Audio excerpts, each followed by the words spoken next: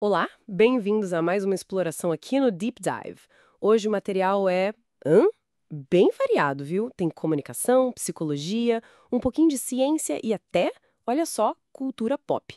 A ideia é a gente investigar porque algumas ideias, mesmo erradas, pegam tanto, sabe? E como é que a gente pode ficar mais esperto para avaliar o que chega pra gente, né? Seja num curso da empresa ou, sei lá, num meme. Exato. E um bom ponto de partida é aquele mito famoso da comunicação. A tal regra dos 7, 38, 55%.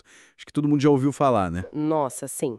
Aquela que diz que só 7% são as palavras, 38% é o tom de voz e 55% é a linguagem corporal. Isso está em todo lugar. Parece super científico. Pois é, parece.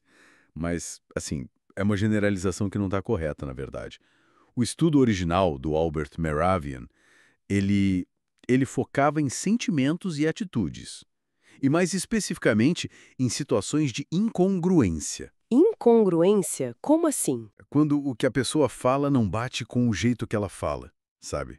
Ou com a expressão dela.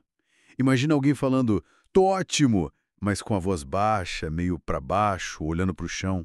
Ah, entendi. Tipo, se a pessoa fala uma coisa, mas o corpo ou a voz dizem outra, a gente tende a acreditar mais no não verbal para sacar o sentimento real. É isso. Perfeito. É nesse contexto bem específico, emocional, que o não verbal ganha esse peso todo. Fora daí, para outras coisas, bom, as palavras importam, e muito. O problema foi que pegaram esses números, isolaram do contexto. E viralizou, né? Virou quase uma lei, vejo muito em treinamento. Exato, especialmente em treinamentos.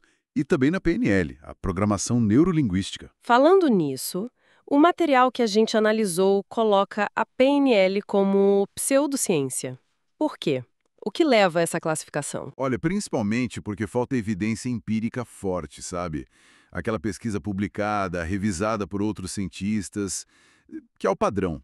Muitos conceitos da PNL são meio vagos, difíceis de testar se funcionam ou não objetivamente. Hum, E isso leva a gente para um critério importante da ciência que é a falseabilidade. O Karl Popper falava muito disso. falseabilidade. É aquela ideia de que uma teoria, para ser científica de verdade, tem que ter um jeito de provar que ela está errada. Se ela estiver errada, claro.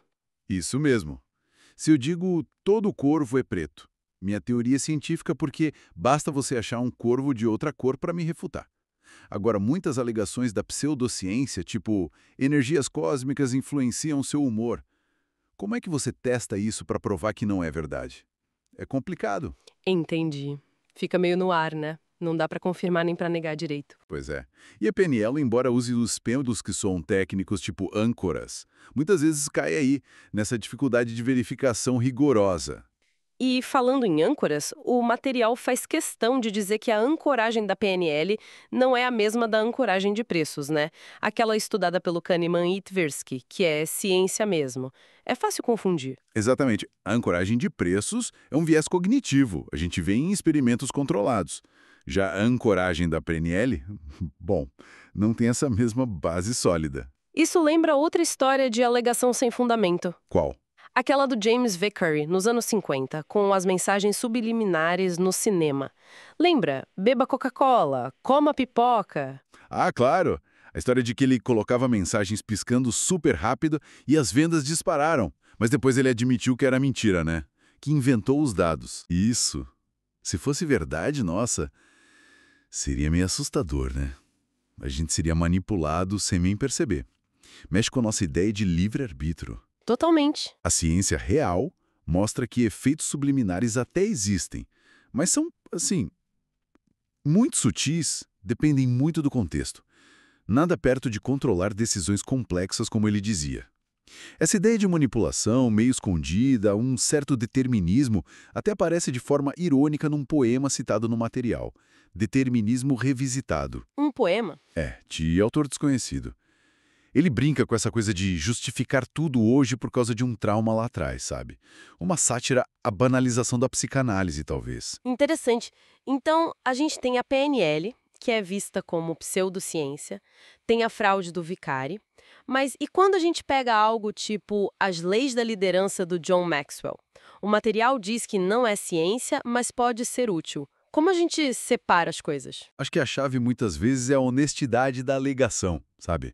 O Maxwell ele usa leis num sentido mais retórico, de autoajuda.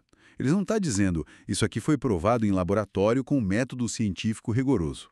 Entendi. É mais um modelo para pensar, uma inspiração. Isso. Já a PNL muitas vezes se veste de ciência, usa o jargão, mas sem cumprir os requisitos. Modelos subjetivos podem ajudar, claro, para refletir, para organizar ideias, desde que não virem dogma, né? E que quem propõe esteja aberto a críticas. A pseudociência geralmente foge da crítica. Faz sentido. É importante não ser cientificista também, né? Descartar tudo que não é ciência formal, mas ter esse olhar crítico para alegações que se fantasiam de ciência. Exatamente. E aí, para fechar essa conversa toda, o material faz uma conexão genial e muito engraçada com memes do Pica-Pau. Eu adorei isso. Ah, é muito bom. A cena do jubileu, o corvo, sabe? Que é enganado pelo pica-pau, mas fala todo feliz: "Obrigado, amigo, você é um amigo." Sim, e o dono dele olhando desconfiado. O jubileu tá esquisito hoje, eu tenho medo. É uma analogia perfeita para a pseudociência e para essas ideias que enganam. Como assim? Explica melhor. O pica-pau é quem solta a dica falsa, a informação manipulada tipo Vicari ou a PNL usada de forma enganosa. O jubileu é quem acredita naquilo ingenuamente, sem questionar, tipo quem repete a regra 73855 sem nem saber de onde veio. Nossa, verdade. E o dono? O dono é o pensamento crítico. É quem olha e fala, tem algo estranho aqui. Percebe que aquela ajuda, aquela informação que parece boa pode ser furada. A aparência de conhecimento pode esconder um truque. Que demais! Visualiza bem o problema. Então, o recado final dessa nossa análise é atenção redobrada, né?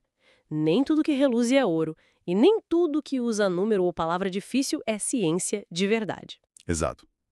Tem que questionar a fonte, o contexto, procurar as evidências e, claro, reconhecer que tem conhecimento útil fora da ciência estrita, mas a diferença está na honestidade, na abertura para testar e para criticar. Fica a pergunta, então, para quem está ouvindo a gente, será que tem outras áreas na nossa vida onde a gente está aceitando umas ideias meio esquisitas como o jubileu, sem parar para pensar criticamente? Uma ótima pergunta para a gente levar para casa e continuar pensando. Com certeza.